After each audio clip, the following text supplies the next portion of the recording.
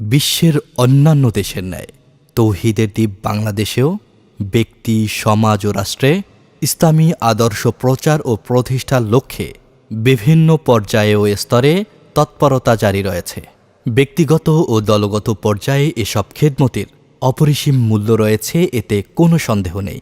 তবে এও সত্য যে এ বিচ্ছিন্ন প্রচেষ্টা দ্বারা ইসলামী দৃষ্টিকোণ থেকে আমাদের সমাজের ব্যাপক কোনো পরিবর্তন সাধিত হচ্ছে না।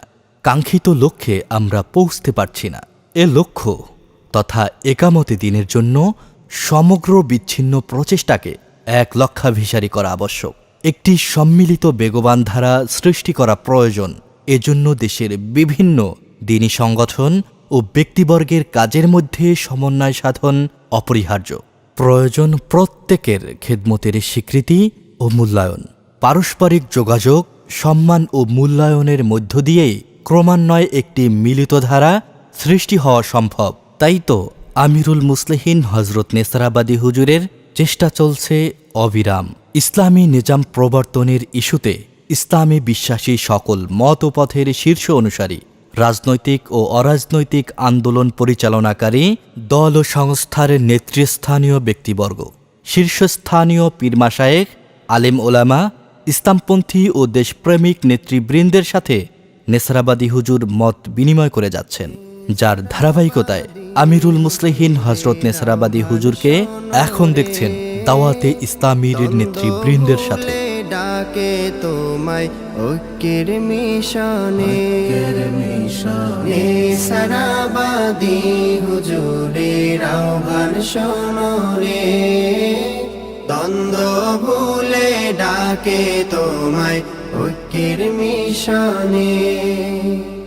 ইসলাম যে শান্তির ধর্ম, সেটা এই ৫৬,০০০ বর্গ মাইলের ১৯ কোটি মানুষ দাওয়াত ইসলামের মাধ্যমে, মাদানী চ্যানেলের মাধ্যমে আবারও তারা বুঝতে সক্ষম হবে এবং আশা করি এটা ইসলামের জাগরণে, মুসলমানদের জাগরণে একটা বিশাল ভূমিকা পালন করবে।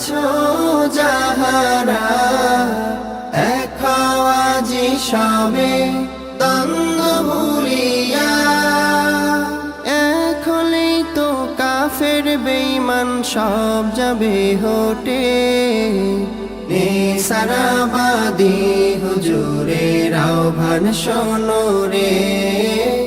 দ্বন্দ্ব ভুলে ডাকে তোমায় ঐক্যের মিশনে, ঐক্যের মিশনে, ঐক্যের মিশনে।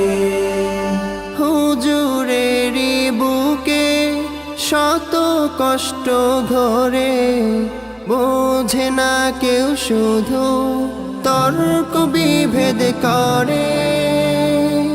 হুজুরেরই বুকে শত কষ্ট ঘরে, বোঝে না কেউ শুধু তর্ক বিভেদ করে।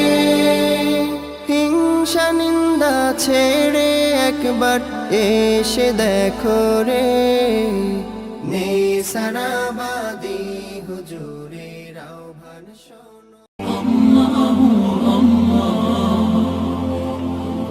আপনারা দেখছেন এটিআর টেলিভিশন, সত্য প্রবর্তনে ঐক্য।